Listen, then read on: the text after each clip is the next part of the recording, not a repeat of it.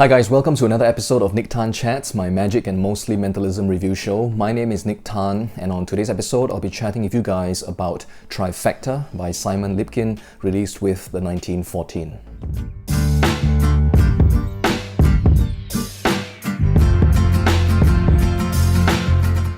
So hi again guys, welcome back to the channel. Thanks for showing up, thanks for tuning in, and thanks for spending some time with me today. So today's episode is a little bit of a special episode for me, all right, personally, because just this morning, all right, Singapore time, I just managed to hit 3,000 subscribers on my channel. So before anything else, all right, I just want to thank each and every single one of you out there for subscribing to the channel. You know, your support has been incredible, all right, it really means a lot to me, and you know, special thanks as well to all of you who have been with me since the very beginning. And I have mentioned it before, right, on several occasions, you know, if nobody's watching the videos, then there really isn't any motivation, I suppose, to put these videos out, all right, but thankfully you guys are, you know, enjoying the videos thus far, so with your continued support, I do hope to be able to continue putting out episodes of Nick Tan Chats for you guys on YouTube whenever I can.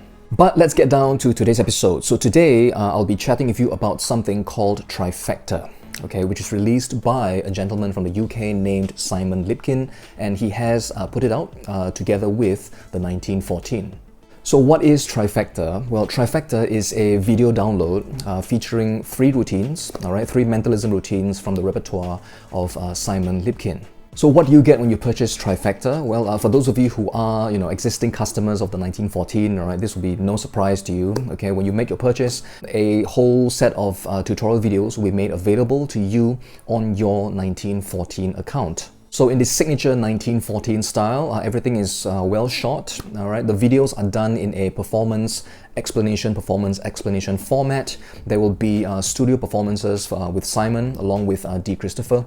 And after each of the performances, Simon will take you through the explanation for each of the routines, telling you exactly how to perform them, giving you extra thoughts as well. And then at the end of the whole tutorial, there will also be an outro video as well. So I will be briefly discussing each of the 3 routines with you guys, okay? But before I get down to that, let me tell you about my overall kind of thoughts on the whole project.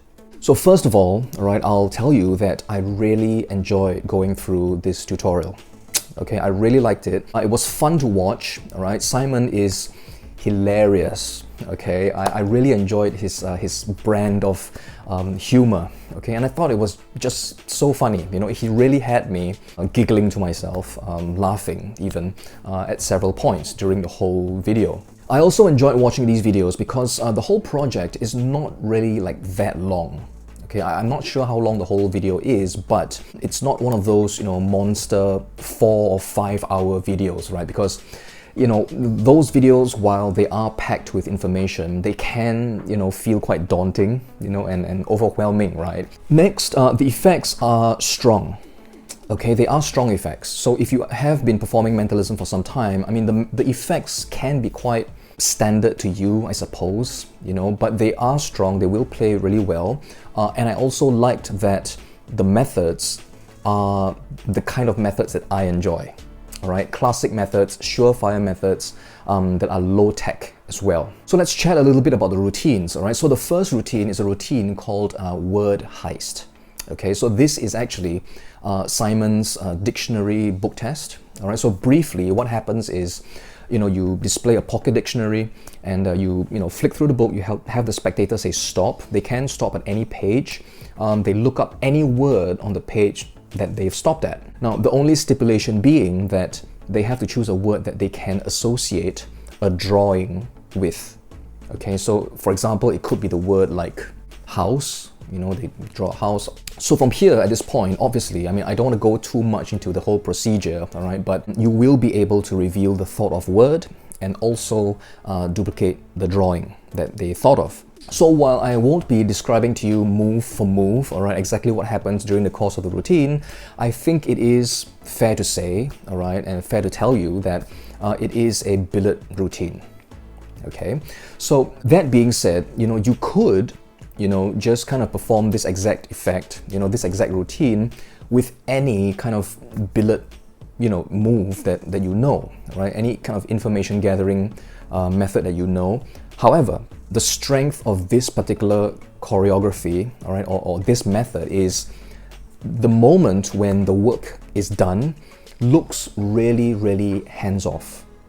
Okay, it really looks as though you're not like touching what you're supposed to not be touching.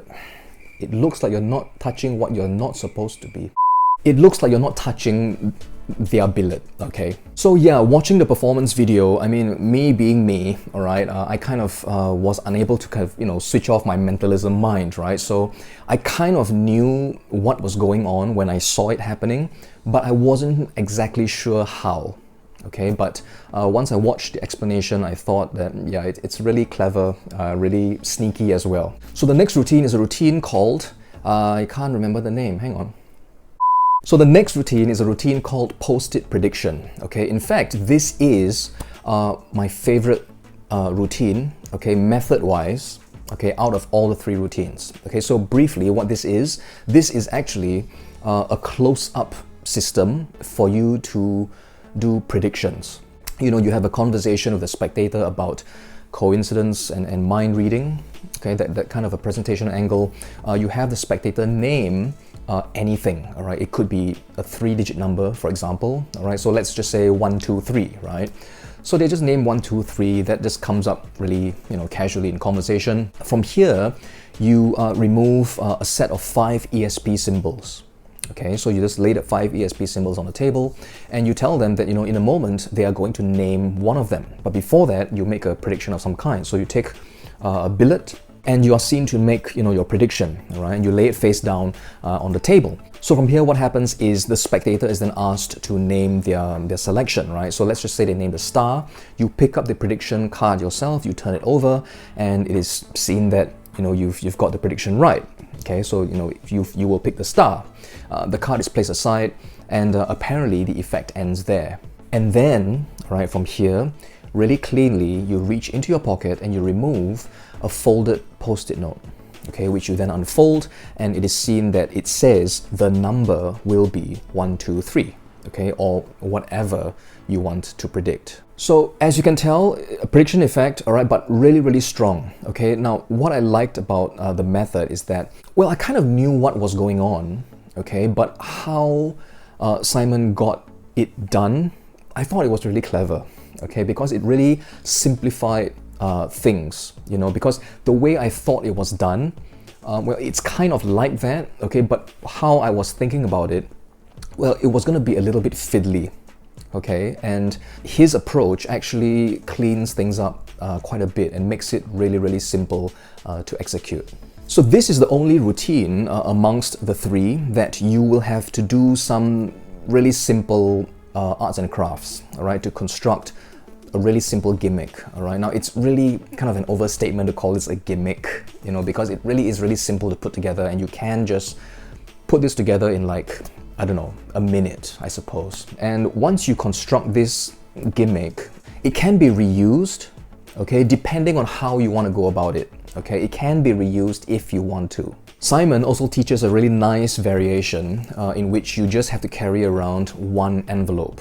All right, so in that envelope, it contains all that you need. Okay, so the whole routine is in fact self-contained within just one envelope. All right, ESP cards and everything you need is in there.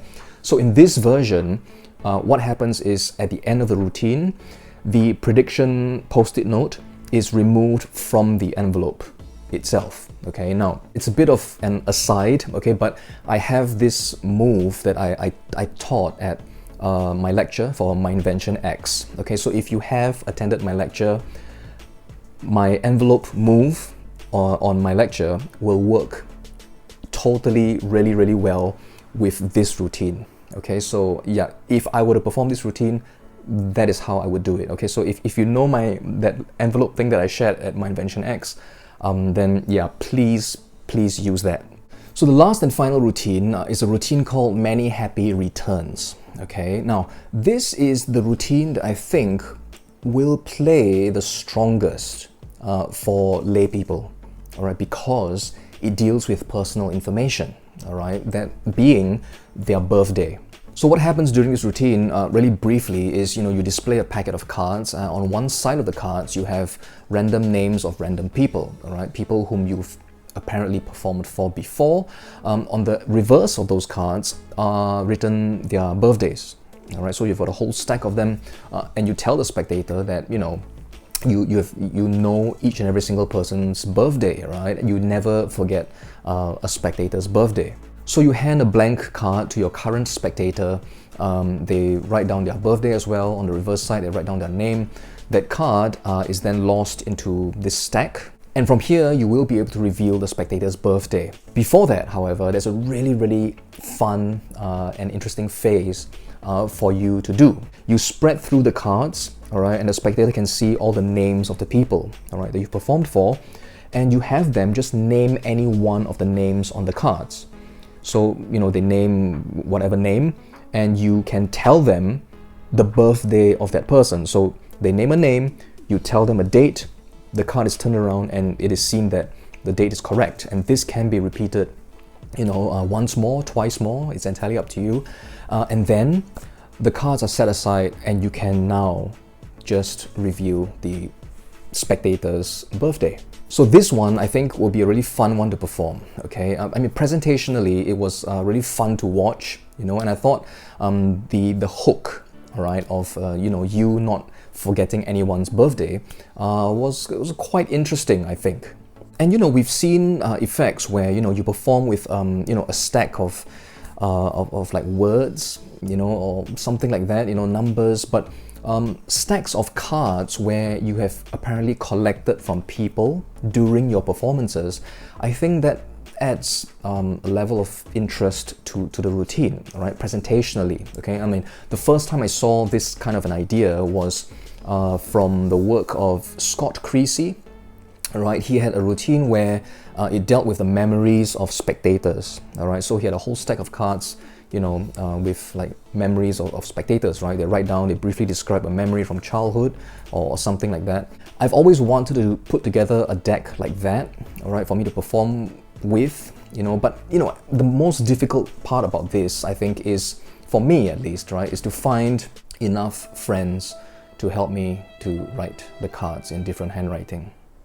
But yeah, this routine from Simon, okay, many happy returns, I think will play really strongly. It deals with your spectator's birthday, right, their date of birth, and revealing the birthday itself. There are many other things that you could throw in just before you reveal their birthday, right? I mean, each of us has our kind of, we have our own kind of preferred styles to reveal it. You can give numerology readings, zodiac, you can throw in a zodiac reveal before that, and stuff like that, right?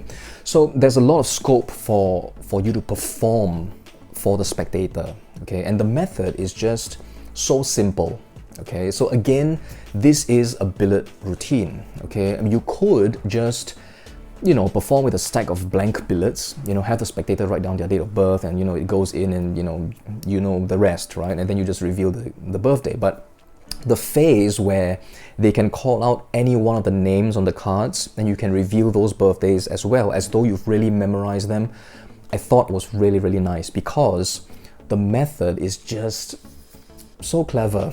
I really enjoyed it. I initially thought it was going to be really difficult. Okay, when I saw the performance, I was thinking, oh man, there's going to be a lot of memory work involved in this. And, I mean, there were a stack of like, I don't know, 25 cards or so, and I mean, I don't know 25 birthdays in my daily life. I just don't, I don't even have that many friends. But as it turned out, okay, you don't need to know that many birthdays, because Simon has a system, okay, for you to perform this phase, okay? With this particular routine, there's an additional PDF that will give you all the information you need to perform this part. So there's no memory work at all. You can literally, they tell you a name on the card and you can tell them the date, okay? The method is just really fun to do. So yeah, those are the three routines, okay? They are mentalism routines. They're all kind of billet based, I suppose, and so I think just looking at the routines being performed, okay, the effects, just the effects alone, I think if you are a seasoned professional, you can probably perform a variation of sorts already, just based on the methods and the techniques that you prefer using. But I think you know, the way Simon has put in presentation and also some of his little ideas on little gimmicks, okay, really cleans things up and makes a bit of the work like much easier. Okay, so again, you can just focus on performing the routines.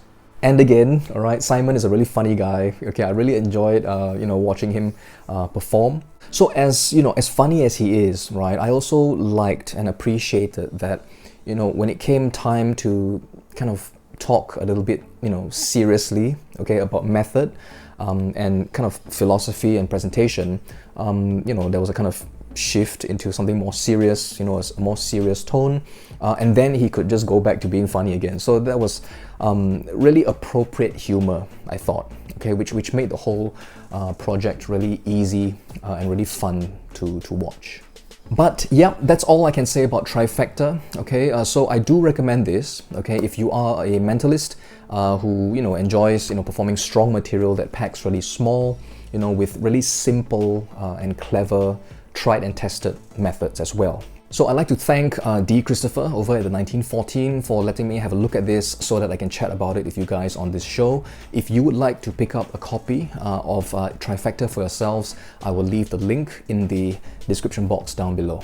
So as always guys, thanks so much for watching today's episode. I do hope you enjoyed it and got something out of it. Until the next episode, do stay safe, take care of yourselves, have fun with your magic and your mentalism, and I will see you on a future episode of Nick Tan Chats.